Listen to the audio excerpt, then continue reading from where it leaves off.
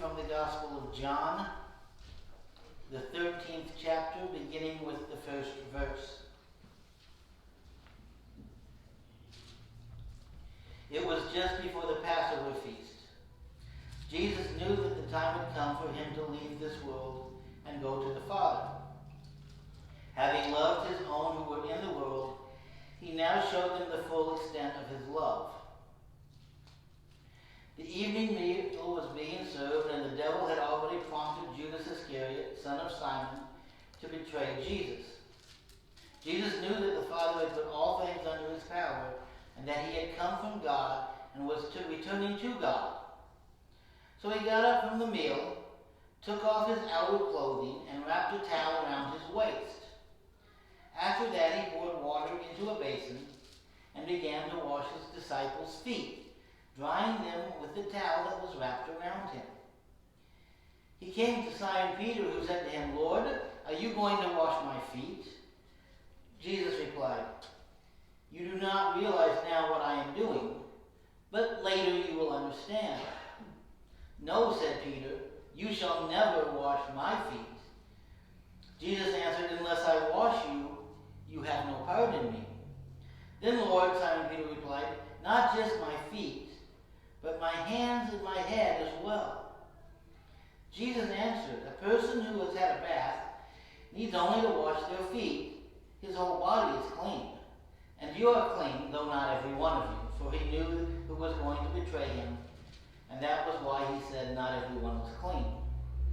When he had finished washing their feet, he put on his clothes and returned to his place. "Do you understand what I have done for you?" he asked them. "You call me teacher and Lord, and rightly so, for that is what I am. Now that I, your Lord and teacher, have washed your feet, you also should wash one another's feet. I have set you an example that you should do as I have done for you.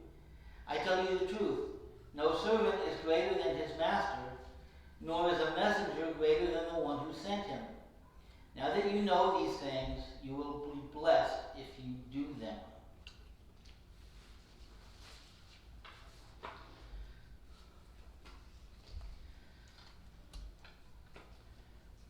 My mom grew up in a church that had a tradition of a foot washing service before Easter every year. And my mom always knew when that was coming, because the week before the foot washing service, everybody in the family got new shoes and socks. And they had foot inspection before they went to church that day. You're going to have clean feet before the pastor or the deacons wash your feet. My mom always hated that Sunday because she didn't like wearing shoes. And especially new shoes that took a while to break in. In fact, she actually took organ lessons for a while because the organist was the only person who was allowed to take her shoes off in church. She didn't keep up with it, but that was her idea. I'm going to learn to play the organ so I don't have to wear shoes at church. But the foot washing service that her church did as a tradition, and my mom's family was not the only one that everybody got new shoes before the foot washing service. It seemed like everybody in the church did. And it kind of missed the point about what a foot washing service was. We don't do foot washing services. We don't wash feet except when we take our bath in this country. Now there are still parts of the world where when you enter someone's house, there is. If there's not a servant there to wash your feet, there is a bucket of water and a cloth to wash your feet. And you might say, well, why is that? Well, it's still quite common in places like Kenya, where 90% of the roads are not paved. And most people's primary mode of transportation is their own 2 feet. And most people's primary footwear are sandals. So walking through a hot day, down dusty roads, wearing only sandals, your feet will get dirty. And there's two reasons for washing your feet upon entering the house. The first is so you don't track dirt all over the house. This is where we get the closest thing to foot washing in our tradition is take off your shoes on the back porch.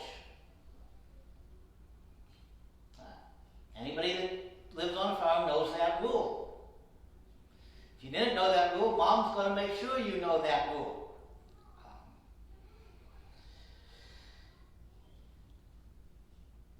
So it's to keep the house clean. But the second thing is, it feels good for the person whose feet are getting washed to get that hot dirt off their feet, to have cool water on their feet and then left clean.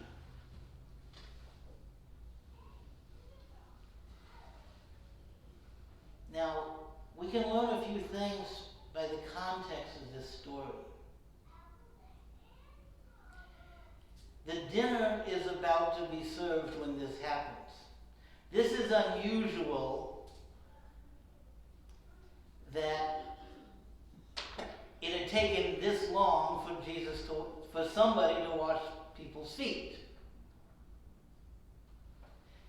You don't usually wait till dinner time. You wash the feet when people come in. And nobody had done it. Well, it's one of those jobs that nobody really wants to do. You know, it's like when I was growing up, we had our chore lists, and these were not the jobs we got paid for, you know, like washing the dishes or doing the laundry. But there was one job that whoever did got paid for because nobody wanted to do it, and that was cleaning the oven. If we cleaned the oven, we got paid because we didn't like cleaning the oven. It was a dirty job. Washing people's feet is a dirty job, and if you could, you'd get a servant to do it. If you didn't get a servant to do it, you'd hope somebody else would volunteer. And that's probably what's happened here is all the disciples are hoping that one of the other disciples will take up this job and do it. And they don't. And so Jesus gets up from his place at the table, takes off his outer garments, wraps a towel around his waist, and starts washing the disciples' feet. Now, as Jesus points out to the disciples, they called him Master and Teacher. And Jesus has just flipped things around completely. There was one person there who could be exempted from washing everybody's feet. And that was Jesus. He's the master. He's the teacher. The disciples are students and servants. It's their job to wash Jesus' feet. And that's why Peter is so upset. Now, never mind that Peter hadn't wanted to wash Jesus or anybody else's feet when he came in. But once Jesus starts doing it, he's like, oh no, this is wrong. And Peter, as he's been throughout the whole part of Jesus' ministry, when Jesus does something that Peter doesn't understand, Peter decides not to remain silent.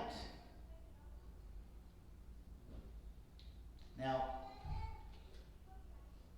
my dad used to have a saying, he said, better to remain silent and be thought a fool than to open your mouth and remove the doubt. Peter did not understand that saying. And when Jesus does something that strikes Peter as wrong, he tells Jesus he's wrong. Jesus, you're not going to wash my feet.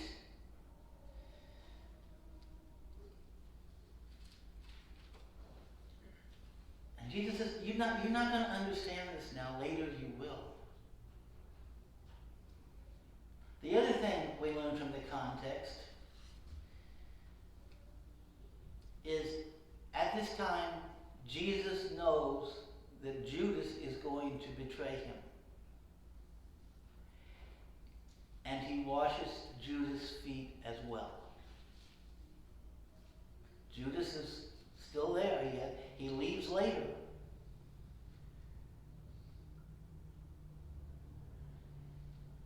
And Jesus, knowing that Judas will betray him, still washes his feet.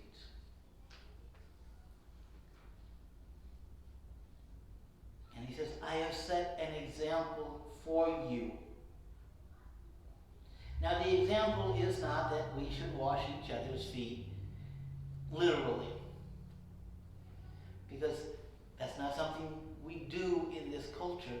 It's not something that we need. We don't walk down dirt roads in sandals a lot. In Jesus' time and where he lived, that was something that everybody did. But what Jesus did was a dirty job. Now there was a series on television a few years ago called Mike Rowe's Dirty Jobs. And he would cover things like water treatment center employees or tire recyclers. These were jobs that literally you got dirty if you did the job.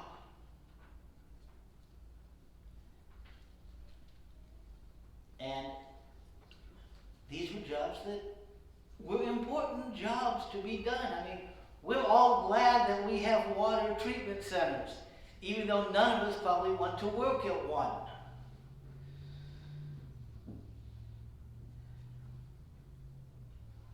Dirty jobs. They're part of society still. And they're parts of ministry as well. Now, they may not necessarily be physically dirty, although some of them are. But they're jobs that you're going to get dirty if you do them. Why is that?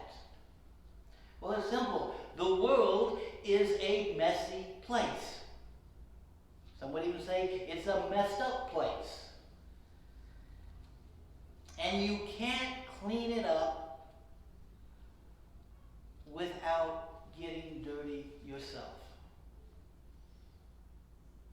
You've got to be willing to at least reach down into the dirt to pull people out of it.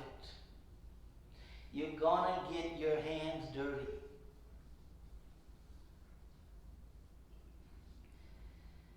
You can't do it without it.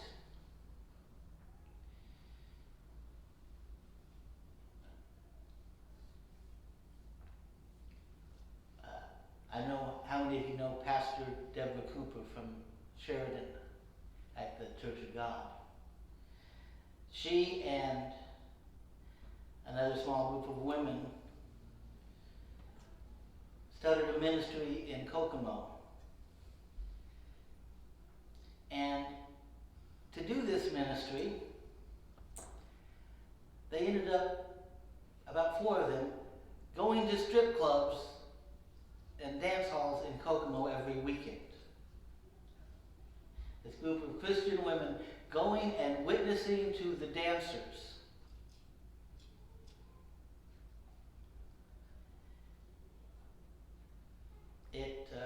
In about 4 years, they closed down over half of the strip clubs in Kokomo because they ministered to the dancers, and the dancers decided to leave that lifestyle.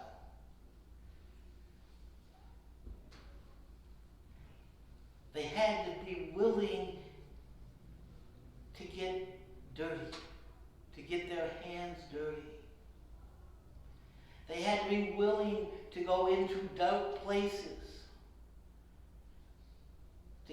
the light.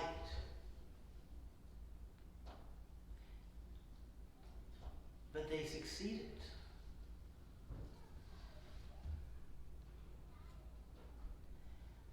Jesus has another lesson for the disciples here as well.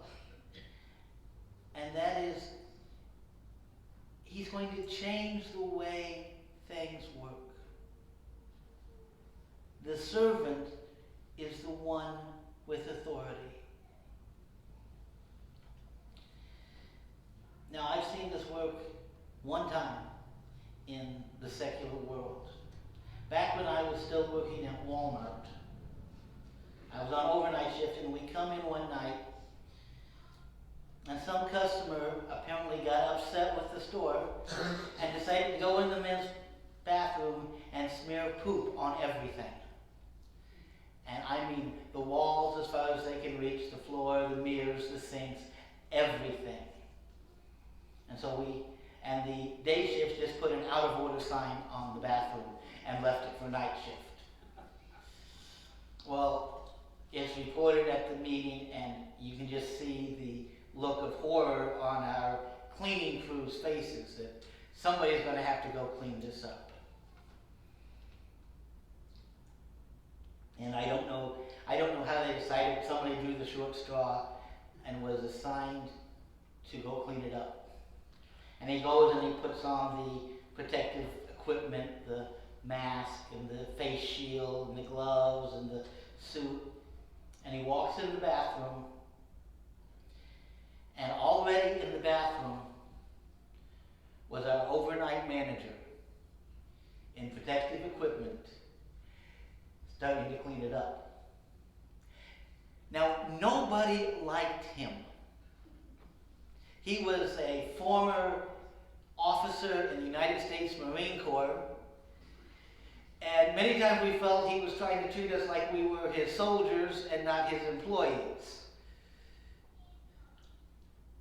But he earned the respect of everyone in the store that day in a way that his service to our country never did as people who had to work for him. It was a dirty job. Definitely. And he decided that he was going to help do it.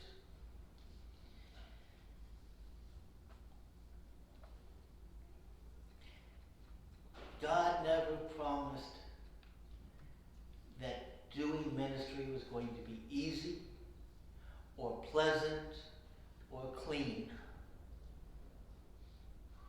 God has called us to reach people who are trapped in darkness and sin, people who are dirty.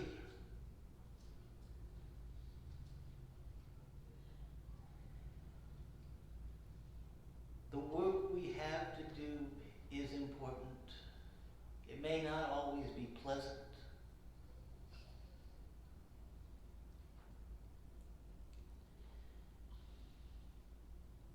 Don't be afraid of the dirty jobs. You can wash your hands afterwards as well. There is no job that is done for the sake of the gospel that is beneath any of us to do. Our closing hymn is Room at the Cross for You.